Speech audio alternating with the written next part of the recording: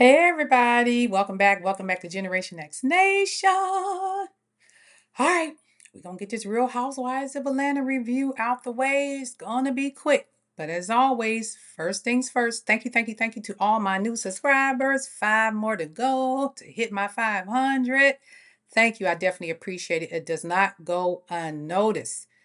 Now, as always, my disclaimer. Everything on my channel is alleged, in my opinion, and for entertainment purposes only. Alleged, in my opinion, and for entertainment purposes only.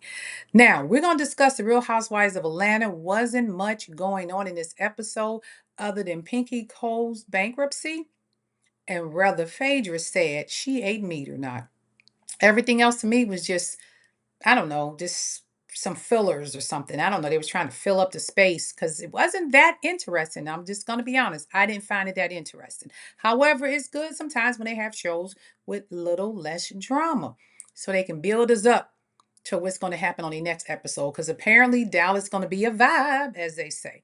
Anyway, let's start out with Pinky and we're going to get through this real quick. Pinky and Kelly sit down together and they bonded on their bankruptcy issues. They both realize that they are both facing bankruptcy for similar reasons, being a grantor on these loans. Again, you in Atlanta, the city of black excellence, with 1,000 attorneys running around. Who did y'all hire to look at y'all contracts? Who are your business attorneys? Who got y'all in these bad contracts? And whoever did that, fire them immediately.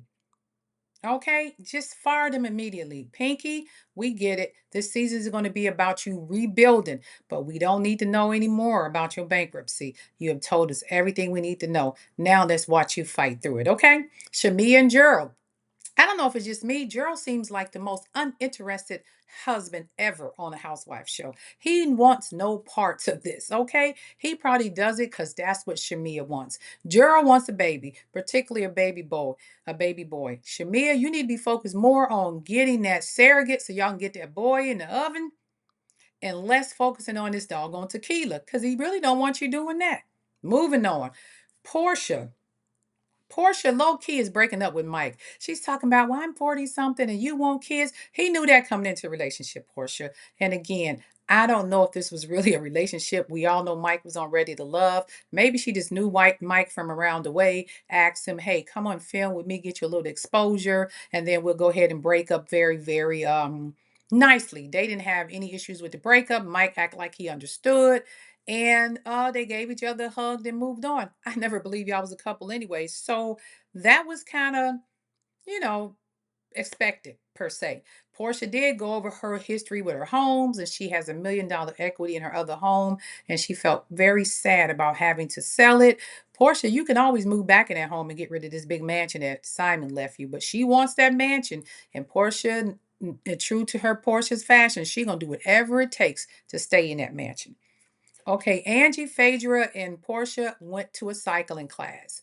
All right, got a little sweat, try to sit down and talk, maybe get a little bonding time together. First thing out of Angela is a person who hold a grudge. She act like she don't. She act like she forgave Portia and she act like she forgave Phaedra for what they said about her husband. But she's like, it's still in the back of my mind. Angela, you don't forgive that easily. And you do hold just a little grudge. However, the conversation was about whether or not Portia told people that Pinky Cole eats meat. I mean, not Portia, Phaedra. Phaedra never told Shamia that Pinky eats meat. She said Pinky owned a Jamaican restaurant. Shamia said Pinky owned a rib joint. I heard Jamaican restaurant that served meat. Now, in this instance, I'm on Phaedra's side for this moment right now. I'm like, Phaedra did not say that. But we'll follow what happens later on in the show. Then uh Pinky started calling the girls. She sat down. I think it was Pinky and K Michelle, and they were sitting there getting everything ready for this launch that Pinky is doing for her charity, Pinky Cole's Foundation. She done sent the girls a list of what they need to bring to the event. And Phaedra, like, look, can I get some money for these $4,000 worth of formula? Because she want vegan formula. I'm like, woo, y'all some good friends. Because I don't know if somebody can give me a list and tell me to bring $4,000 worth of baby formula, but I digress. And then Portia's like, hey, she told me to bring book bags with all the supplies. I mean, Pinky, seriously, you should have just said, "Hey, bring what you can." I get it, but apparently they feel a certain type of way by you telling them what to bring and how much to bring. But it's all for charity, and it turned out okay because everybody brought what they were supposed to bring. Now, when you go into Slutty Vegan, apparently you walk in the door and they call you some type of slut. I don't know. Portia came in the door. She didn't like what they were saying. She's like, "Oh, I don't like that. Just calling me a slut." I get it, Portia, but we know it's all part of the ambiance, okay? Kelly comes in and I'm sorry, Kelly's already there when Portia comes in, and she's still mad at Portia. As though Portia did her dirty. And Kelly, this is what we're talking about. If you don't stop this behavior, okay, they gave you a second season when you came in with Britt Eady last season. You got to stop this behavior now. I think you think your place is solidified. You have an issue with Portia for absolutely no reason. Portia sat down there at that table with you and apologized. As soon as she left, you called all them girls up and act like Portia didn't apologize and then called her Portia. And then you got mad because she didn't come to your opening for your restaurant. Come on, Kelly. You got to look in the mirror and reflect on some of the stuff you've done. Portia's not acting um, mean or nasty towards you or avoiding you for no reason. You started that fight. You forgot who you started the fight with, Portia. Portia about that life and she don't care. She ain't never got to speak to you. Portia's beyond that. So for some reason, you think Portia owes you an apology. I don't think she does. Then Kelly goes in the confessional talking about maybe she should make a sandwich called Horsia with a side of African on it. See, this is stuff we talking about, Kelly. Portia did that was unprovoked. Portia did you didn't have to say that about Portia. You really didn't, but you went on and you did it anyway. Last but not least, the ladies start gathering around each other. They get to talking about what is going on. Once again, Pinky tells everybody, "I'm filing for bankruptcy." She said, "I'm doing this basically to save the business." So she filed for bankruptcy on her business part, not on her actual personal life. So we understand that. So the ladies are like, "Ooh, okay, we wish you well. Hope everything's get better." Then it comes to this conversation about who said Pinky eats meat. Shamia said that Portia told her Pinky eats meat. They rolled the footage back, and once again, all Portia said was, "Hey, she owned a Jamaican restaurant and they serve meat." I never heard the words come out that Pinky eats meat. So they're going back and forth, and finally somebody said, "Hey, just stop it." Angela, I believe, said, "Why would Shamia lie on you?" And Portia and Phaedra said, "Because she doesn't like me." And Shamia's like, "I never said I didn't like you." I don't know what Shamia problem is with Phaedra, but Phaedra hasn't done nothing to um Shamia at all. Like you came in the door not liking Phaedra. Now they done named this all Meat Gate. We gonna find out what the truth is. It's just meat. Why do y'all care at this point? At some point, most people who are vegans ate meat in their lifetime. And if you own a Jamaican restaurant, that doesn't mean you ate the meat just because you were serving it. It's not that big of a deal to me. Now we move on to Dennis, Lauren, and Portia at the house. Then it comes in there and he act like he got a little problem with somebody giving Portia flowers. If y'all ain't together and you living with another girl, according to Portia, why do you care? You was supposed to come over there and just look at the room where y'all gonna do your podcast in. That event planner, can't remember his name. He did an excellent job filling that room out and making it look nice. And even her daughter, Pilar, is going to have her own little podcast too. So kudos to the event planner. I'm sorry, the designer who fixed that room up. It really, really does look nice. And I don't remember ever seeing one of Portia's podcasts. I probably did and just really didn't pay much attention to it. And then finally at the end, Pinky is walking down with her husband. And again, talking about the bankruptcy. And then he finally gets it out of her. How much is it? I don't want you to be worried. Pinky, y'all in a relationship. You are actually married. So your problems is his problems. His problems is your problems. Y'all businesses are tactically joint. Even though they're separate, if you got divorced tomorrow, you both own 50% of each other's businesses. So go ahead and tell the man what's going on. She said $5 million. And he's like, "Well, I'll give it to you." "No, I don't need it. I don't need it." If you don't need it, why do you keep bringing it up? And then he said, "Well, who all knows?" She said, "Nobody." Girl, and then they flash back to scenes where she told every single female in the group. They all know you bankrupt. The world knows you bankrupt. There are people in caves of Africa and remote villages that know you bankrupt at this point, Pinky, because you done said it to the world. You done shouted it to the world. Okay? So we don't want to hear bankrupt no more. We don't want to hear anything about you owing back rent. We just want to see you fix it at this point. Okay? So stop talking about it and get to fixing it. And it may be fixed already. I like Pinky. I don't have anything against her, but that is your storyline for the season of bankruptcy. I get it. So let's work on getting it fixed. Kelly, you better stop being a minion and stop lying on people and making up stories and stirring the pot. And Shamia, I don't know what your problem is. I actually like Shamia, but in this particular episode, hell, this whole season, you have been real shady for absolutely no reason. No reason, and especially to Portia and Phaedra for no reason.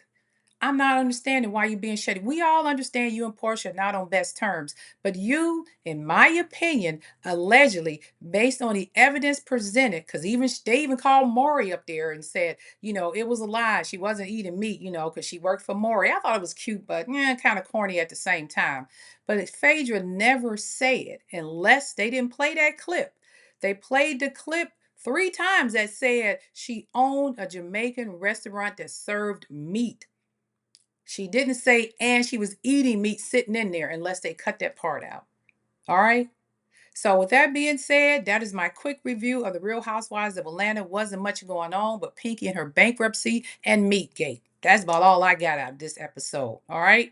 I'm gonna go ahead and watch these Real Housewives of Rhode Island. That's gonna be about a 3-minute wrap up because the only thing on that particular episode was whether Brian was cheating or not, and his wife Ruella, I believe that's her name. Joe Ellen, will you please stop telling that lady what her husband is doing because she don't want to hear it.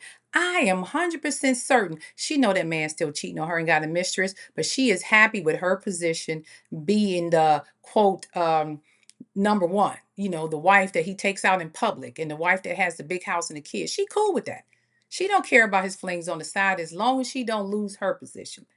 Okay, that's what I get out of it because she keeps making an excuse for this man, even though the evidence is right there. Basically, what Riella does, and I'm gonna go to 3-minute wrap, is Riella picks up the flags and she throws them down the field another 50 yards, and she picks it up and throws it. She picks it up to the point the flag is way on the other side of the street. It ain't even around her no more. She don't care if he's cheating. That's what I got out of it. Okay, but I will do a 3-minute wrap up on that. And outside of that, I just talk real quick about Megan Thee Stallion. I did a 3-minute video short on Megan Thee Stallion and Klay Thompson's breakup. And I'm just going to say this. I don't know why so many people are so hard on this young lady. It's a breakup. Celebrities get together and break up all the time. And I don't know if the backlash is because they didn't like the way she did Tory Lanez, whether she should have snitched on him or not. I don't know. Um, but what I do know is the disrespect that y'all are throwing at this lady is unbelievable. I'm not understanding why so many people have a problem with how many people Megan have dated or how many people Lori Harvey has dated. Like y'all were right in the bedroom when they was doing the do or whether they slept with them or not. Y'all act like y'all are really in their lives. Y'all see just a fragment of their life. We all do. Even when I'm doing reality TV, we see a fragment of the life that they that they show us and they let us in on. We don't see everything. But it's amazing to me how women of a certain color, and I'm just going to say black women because we black people are just catching it. This is the year where everybody throwing everything at us. Okay. And these young ladies are catching it. And when I see people like the other rap girls, I'm not going to call names, who kind of throw a little shade at Megan because they're broken up, it's going to be you soon. Trust me. It's going to be you soon. These guys are not in it for the long haul, okay? You're dating them because y'all in a certain small circle where y'all have access to these people based on your status and you being, in a certain tax bracket. Those guys ain't trying to wipe y'all up either. So be careful when you laughing at another woman's pain because you probably could be her real soon, especially in this demographic in this particular age group because y'all don't care. Now, the reason I said something about Megan is because I see a lot of people break up and make up and get back together. Hell, how many men J-Lo done been with?